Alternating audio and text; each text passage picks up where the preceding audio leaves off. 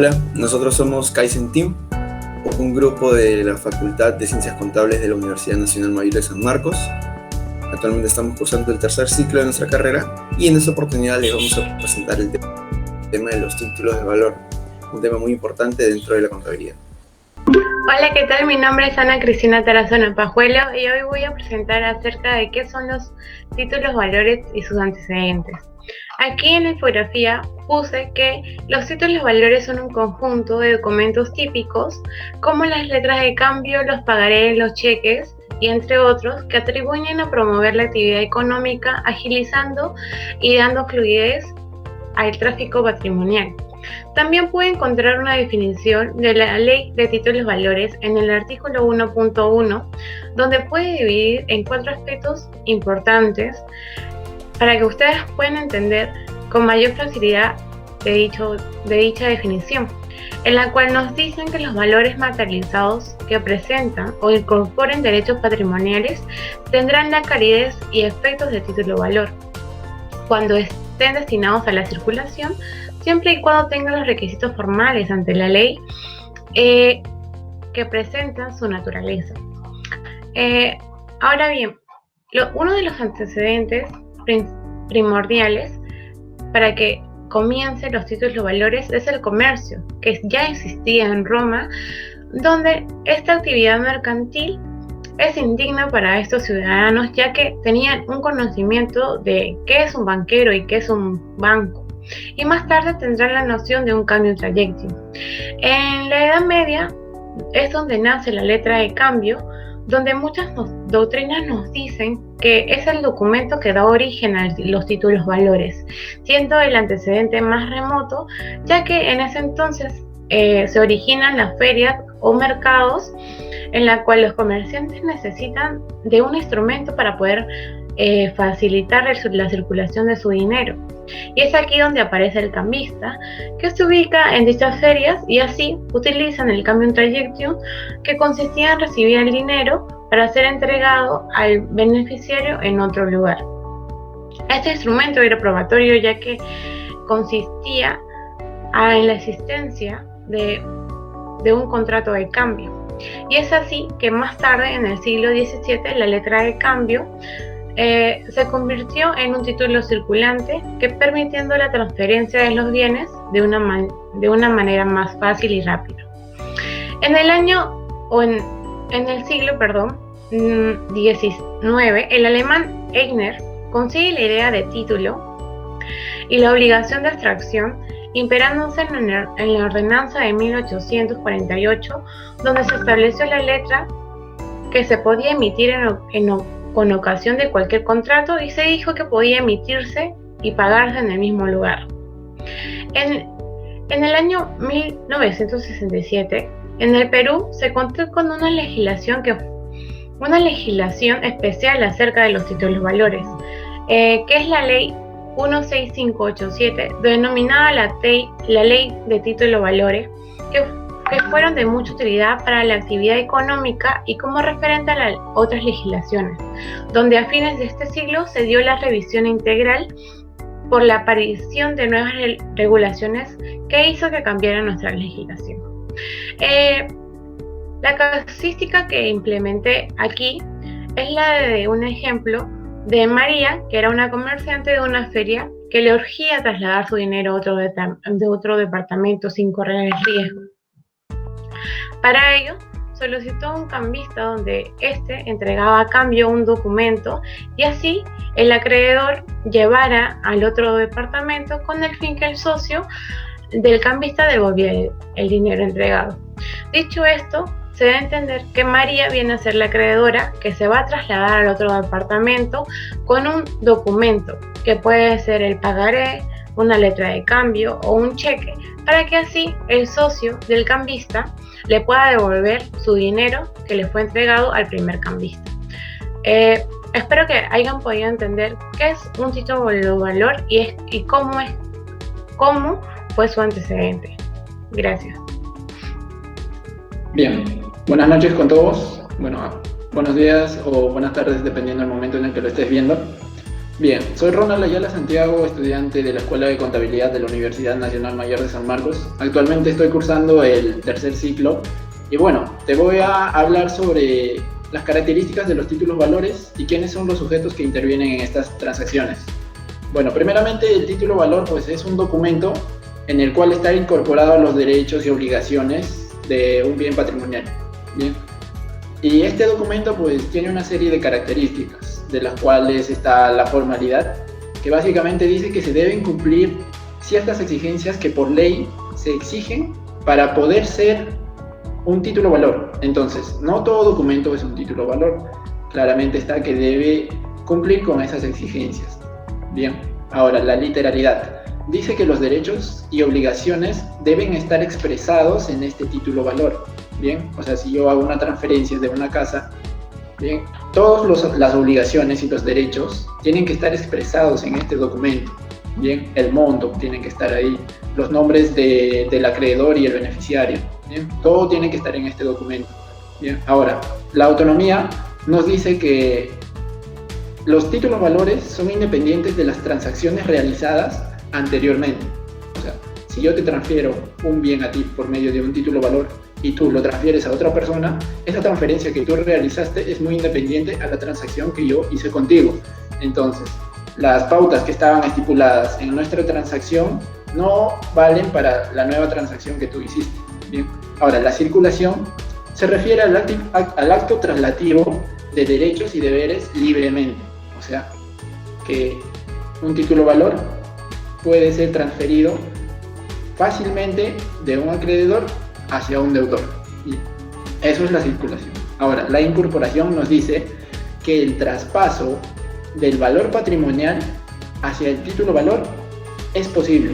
O sea, este documento, que es un título valor, no tiene ningún valor actualmente. Pero si yo tengo acá un coche que quiero transferirlo a otra persona, pues todos los derechos y obligaciones de este coche pueden ser incorporados en este documento que vendría a ser el título valor. Ahora, la legitimidad nos dice que solo el poseedor transfiere el derecho documentado. O sea, si yo transfiero algo, solo yo puedo transmitir estos derechos. Bien. Ahora, los sujetos intervinientes pues son el girador, que también puede ser llamado el acreedor, es el que se encarga de emitir el título valor. ¿Ok? Ahora, el girado, que vendría a ser el deudor, es el que va a pagar la deuda pues, del título valor. Bien. Ahora, el tenedor, que también puede ser llamado beneficiario, pues él es la persona que actualmente es dueño del título valor o de un bien patrimonial. Bien. También puede ser llamado beneficiario. Ahora, el aceptante es aquella persona que va a asumir la deuda que está estipulada en el título valor. Entonces, este aceptante puede ser bien el que va a pagar la deuda o puede ser un tercero, que vendría a ser un avalista. Bien, que te voy a explicar en un momento qué es un avalista. Ahora, aparte del aceptante también está pues el endosatario. Bien, el endosante primero. El endosante es aquella persona que emite el título valor. Entonces, en suma, es el acreedor, puede ser el acreedor, también puede ser el tenedor o el beneficiario. Entonces, vemos acá claramente que una persona puede cumplir más de una función. Y ahora el endosatario es aquella persona que después de haber firmado el título valor y haber pagado la deuda, pues pasa a ser el nuevo poseedor de este título valor. Y entonces, este endosatario también podría ser el aceptante o también podría ser el deudor. Bien, claramente acá también vemos que una misma persona puede cumplir diversas funciones. Ahora, los garantes son las personas que van a hacer que la deuda sea pagada. Son los que dan la garantía de que esta deuda va a ser pagada. Entonces, generalmente son terceras personas. Estas terceras personas vienen a ser un fiador y un avalista. Ambos van a dar la garantía de que la deuda va a ser cancelada. Pero la diferencia es que el avalista, por ejemplo, si yo voy a adquirir un bien, entonces puedo ir con un familiar y claramente yo voy a ser el nuevo poseedor, pero la deuda lo puede pagar un familiar mío, que podría ser, por ejemplo, mi madre. ¿Bien? Ahora, el fiador es muy diferente, porque el fiador claramente va a pagar tu deuda. Si yo soy el gerente de un banco y te doy un préstamo de $100,000, tú me has pagado solamente $70,000, quedan aún $30.000. Entonces, si voy al avalista y le digo que me pague la deuda restante, lo tiene que hacer. Pero un fiador no lo va a hacer. El fiador todavía tiene que ver que el deudor está en bancarrota. Hasta eso no te va a pagar. Esa es la diferencia entre un fiador y un avalista. Bien, acá tenemos un caso práctico, un ejemplo. Dice que la concesionaria X emite una letra de cambio que asciende a $2.000, expresada en números.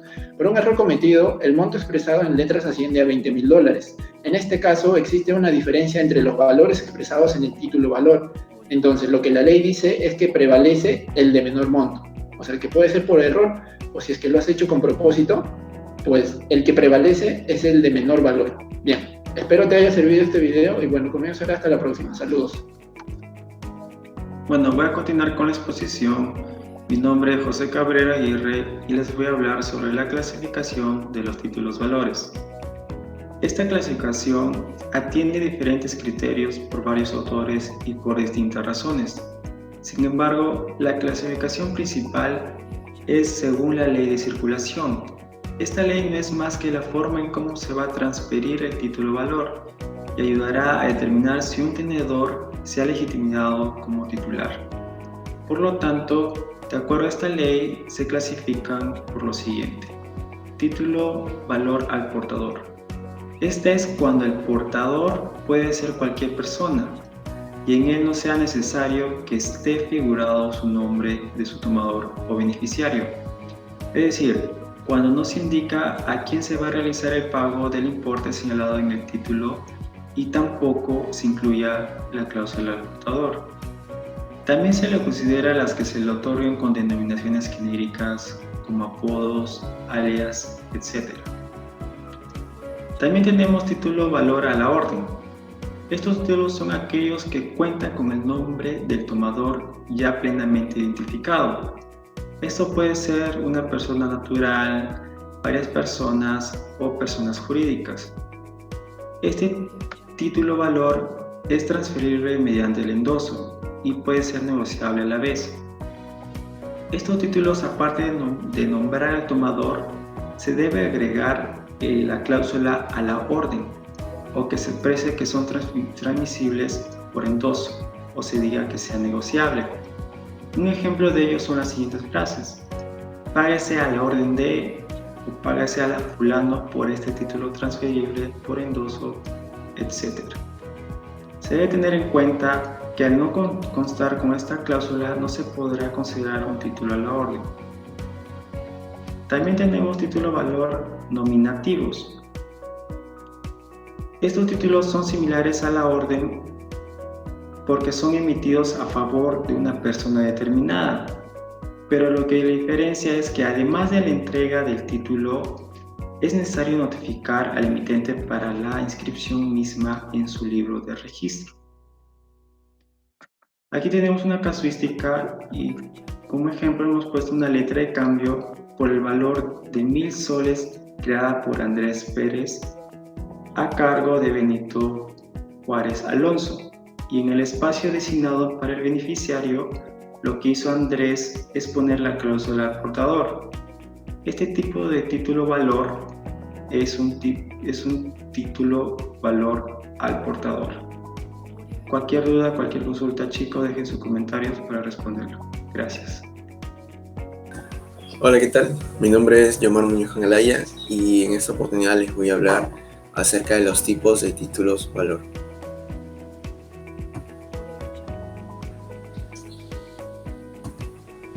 Los tipos de título valor. En el mercado y en el ámbito financiero existen una variedad de tipos de título valor. Para esta oportunidad les voy a hablar acerca de los 3 más importantes o 3 de los más utilizados dentro de estos ámbitos. En primer lugar tenemos a la letra de cambio. La letra de cambio es una orden de pago incondicionada. Los elementos que la componen son el título, que quiere decir que en este documento tiene que ir en la parte de arriba letra de cambio. Tiene que estar escrito para poder identificarlo.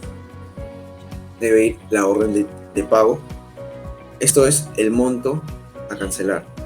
El nombre y domicilio tanto del emitente o también llamado librador y del deudor, o también llamado librado, la fecha en la cual fue emitido este documento, el vencimiento, o sea, la fecha en la cual se va a pagar, el lugar en el cual se va a llevar a cabo la cancelación de la deuda, la aceptación del librado o deudor y la cláusula al final del documento. Consta de 3 tipos de vencimientos: el vencimiento a la vista, plazo contado desde el libramiento y plazo contado desde la vista. Y esta herramienta se extingue al ser cancelada dicha deuda.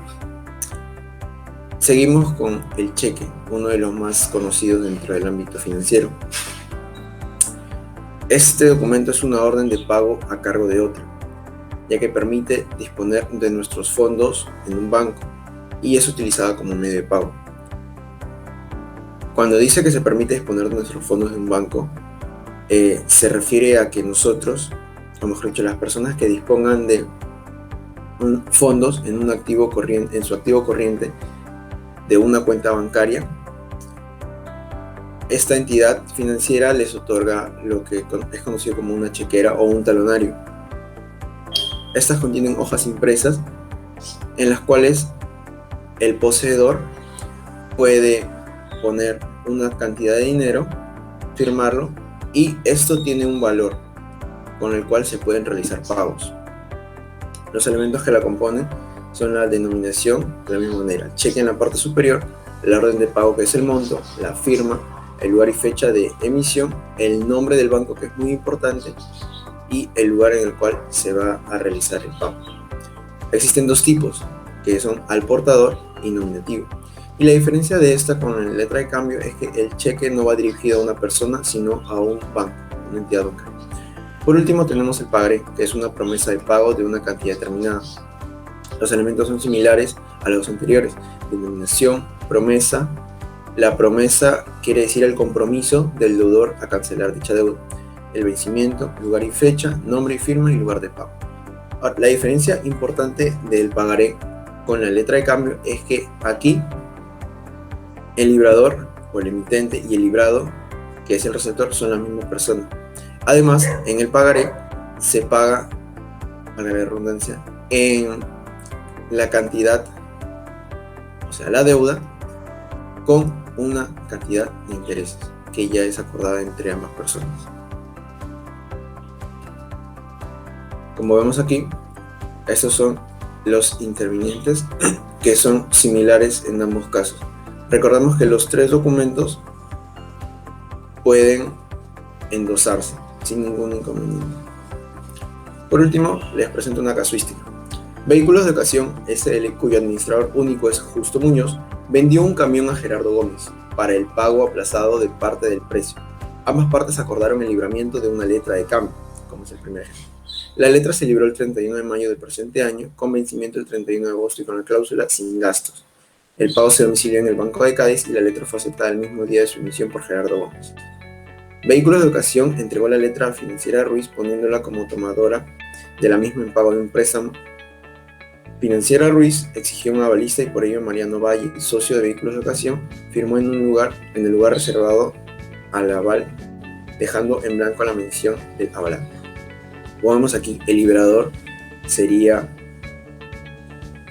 Vehículos de Ocasión SL, el librado sería el señor Gerardo Gómez, quien adquiere este camión.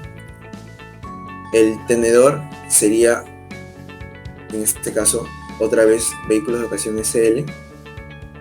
El endosante sería la compañía de vehículos, ya que esta está otorgando la letra de cambio a un tercero, quien sería el endosatario, en este caso Financiera Ruiz S.A. Y el aval sería el socio de Vehículos de Ocasión SL, Mariano Valle. Espero que les haya servido de ayuda a este video informativo y muchas gracias por su atención. Mucho gusto, mi nombre es Ángelo Fernando Delgado Torres y en esta ocasión vamos a hablar sobre lo que son los requisitos formales esenciales de los títulos valores. Para empezar, ¿qué son los requisitos formales esenciales de los títulos valores? Estos son prescripciones legales que respaldan a todo título valor. sin estos requisitos, pues estamos hablando de cualquier tipo de documento, menos de un título valor. Entonces, ¿cómo se clasifican estos? Estos se clasifican de dos maneras. Número 1, requisitos específicos, y número 2, requisitos generales. Primero hablaremos sobre lo que son los requisitos específicos. Estos pertenecen a cada tipo de valor. Quiere decir que un pagaré tiene sus propios requisitos, un cheque tiene sus propios requisitos y así sucesivamente. Entonces, pasamos a los requisitos generales. Los requisitos generales son aquellos que afectan a todo el conjunto de títulos de valores. Entonces, el pagaré, el cheque y todos los demás tienen en factor común estos requisitos generales. Principalmente los dividimos en 4. El número 1 es la mención del derecho de título.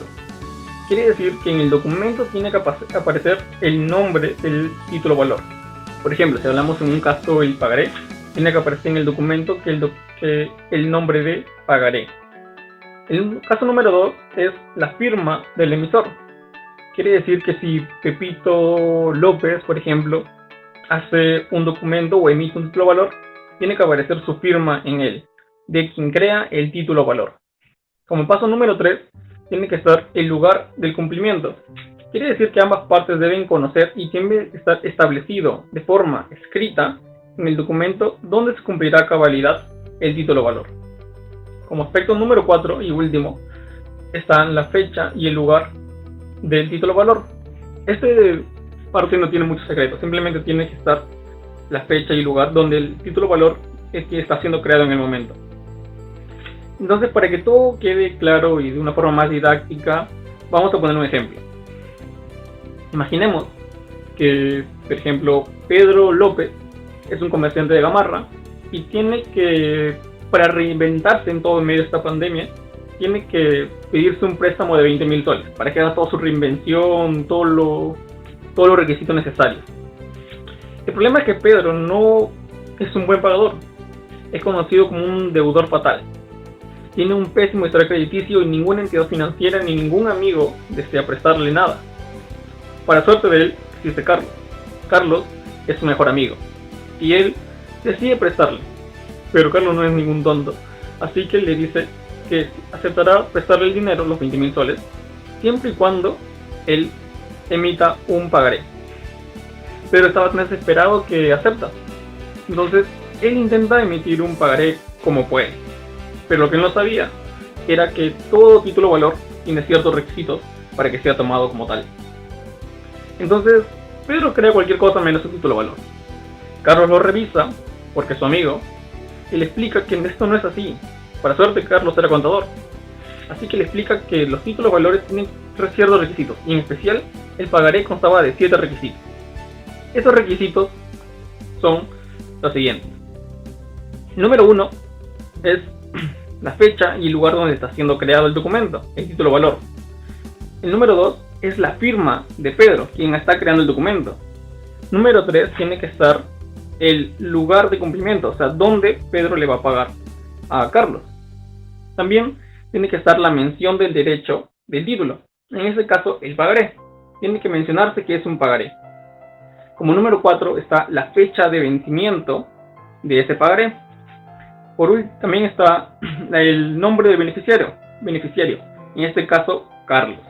O sea, Carlos tiene que aparecer en el documento. Y también tiene que estar la disposición de pago de Pedro hacia Carlos.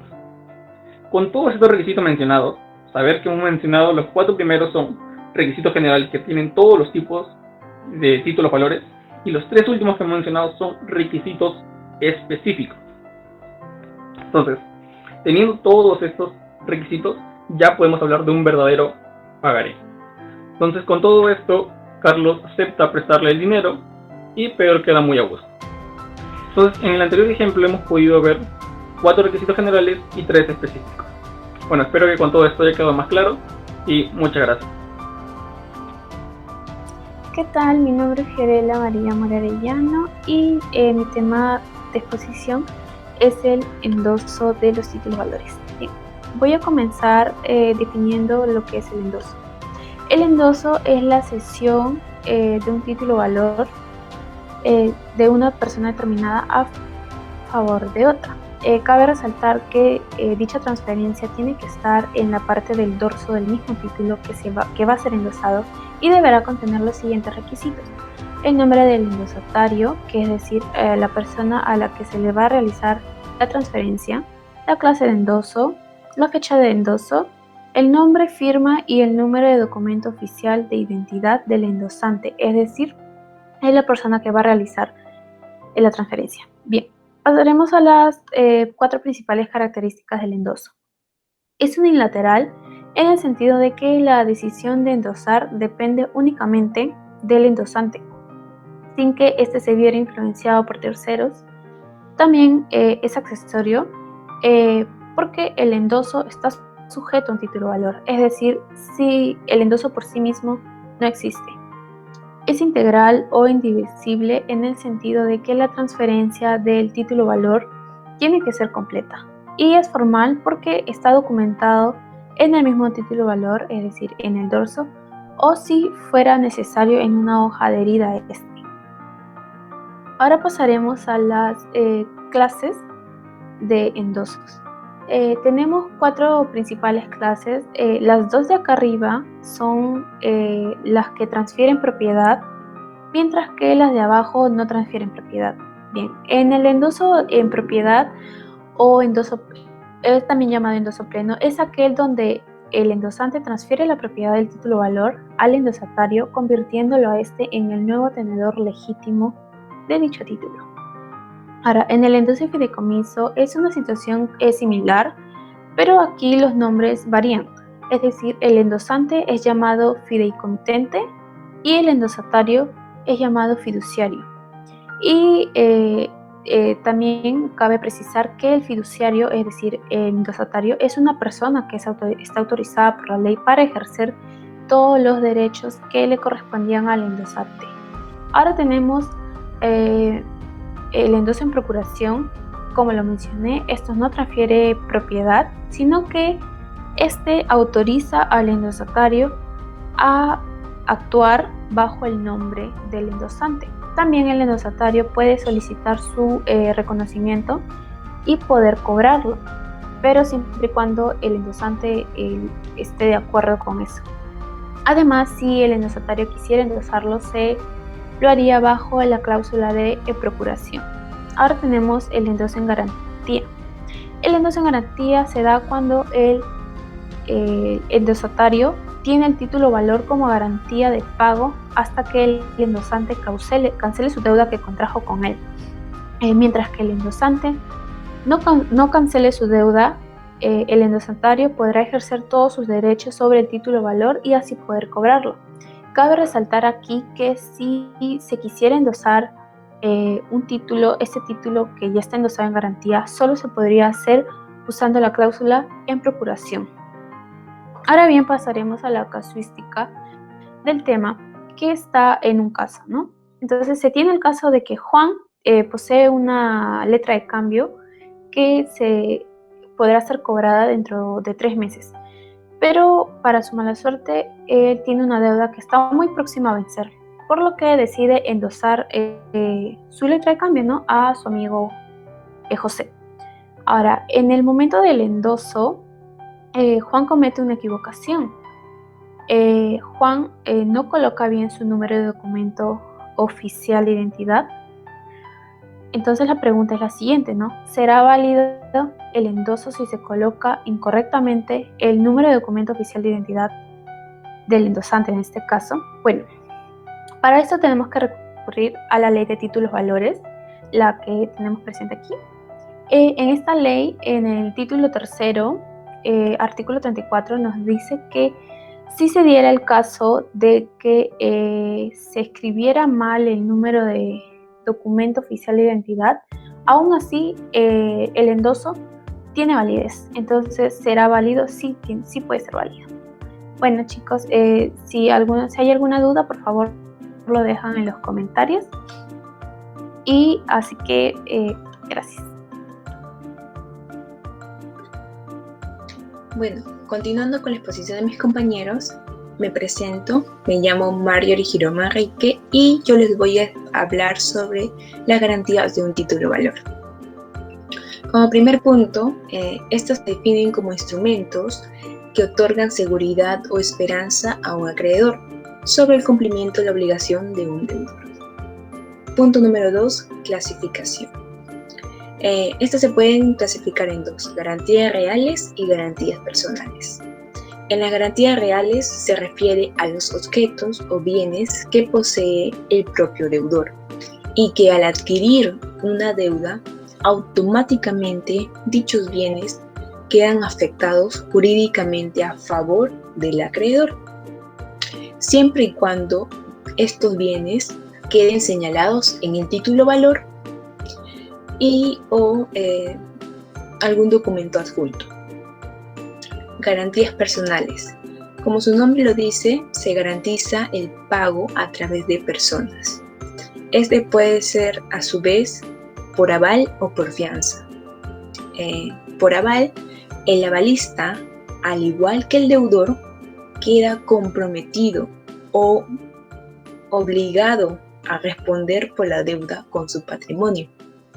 Por fianza, el fiador hace frente a la deuda en caso de incumplimiento por parte del afianzado o deudor. Esta clasificación que menciono se encuentra en la Ley de Títulos Valores número 27287, artículo 56, según la ley peruana. Volviendo en el tema en sí, en las garantías personales siempre hay un poco de confusión entre la garantía personal por aval y por fianza. Por ello, en el punto número 3, explicaré las principales diferencias entre un aval y una fianza. Como primera diferencia tenemos que en el aval se da exclusivamente en materia mercantil o cambiaria. Esto es cuando se refiere a títulos valores como pagarés, letra de cambio, entre otros. En la fianza se da en cualquier obligación crediticia, pero principalmente en la de derecho civil. En el aval se ejecuta el pago a elección del acreedor.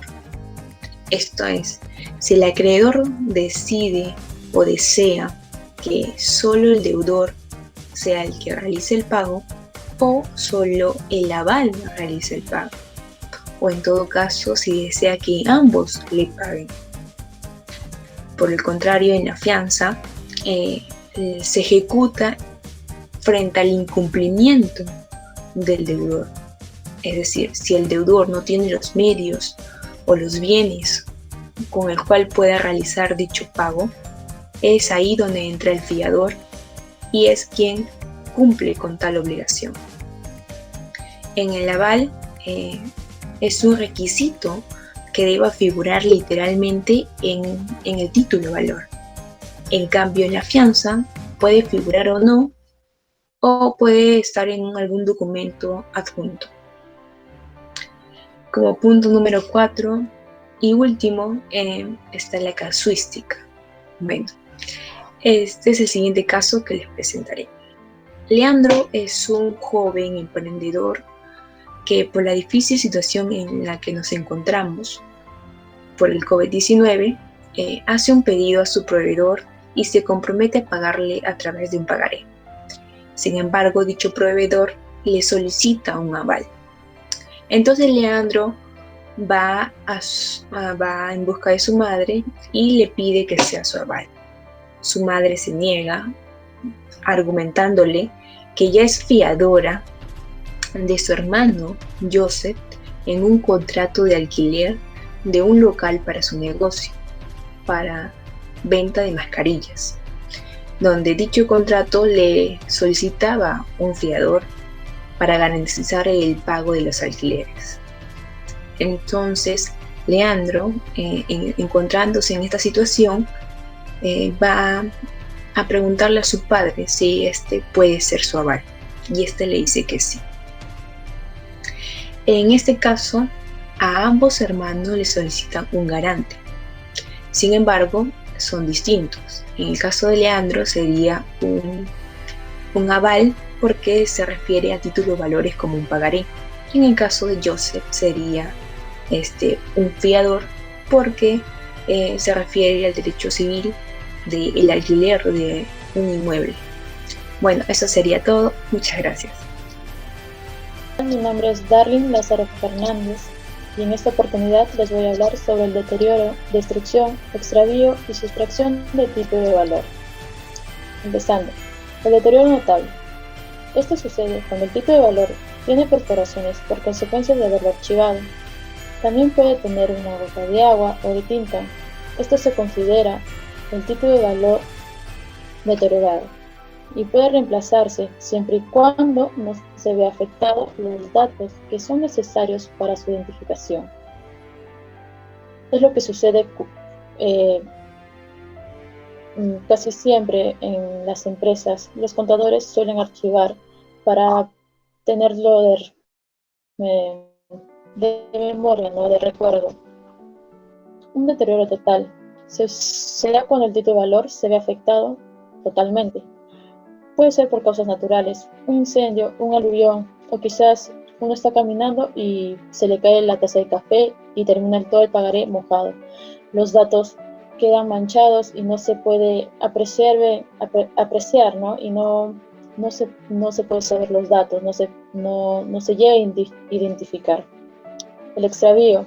Se declara un título de valor extraviado cuando el portador de este no sabe dónde lo dejó. Un ejemplo claro es cuando la empleada del hogar encuentra quizás un montón de hojas encima del escritorio o la mesa. Ella los coge y los desecha. El título de valor se encuentra extraviado. Sustracción. Cuando el título de valor fue perdido, ya sea por robo o por hurto. Cabe resaltar, si el documento se deteriora totalmente, se extravía o lo sustraen, el interesado puede plantear una demanda de ineficacia del título de valor ante la negativa del obligado en la suma de esto. Causística. Vamos acá a mencionar un par de ejemplos. Fernando, el contador, era el responsable de tener la letra de cambio de la empresa. Un día sale apurado para conseguir un taxi, pero este se olvida el portafolio. Dentro del portafolio que se encontraba, ya sea la letra de cambio, el cheque o el pagaré. Ahora tiene que presentar un documento legal para que se le declare la ineficacia del título respectivo. Ahora, puede también la persona con el que hizo el trato, ya sea con el cheque o la letra de cambio, puede presentar una demanda contra él y durar días, 15 días hábiles, si no tengo entendido. El caso de Margot es distinto. Ella se encontraba en su oficina, estaba arreglando sus documentos y de casualidad archivó el título de valor. Al darse cuenta que no fueron afectados los datos, tuvo que enviar una carta notarial solicitando reposición, un cambio, según la ley del artículo 101, inciso 1. Gracias.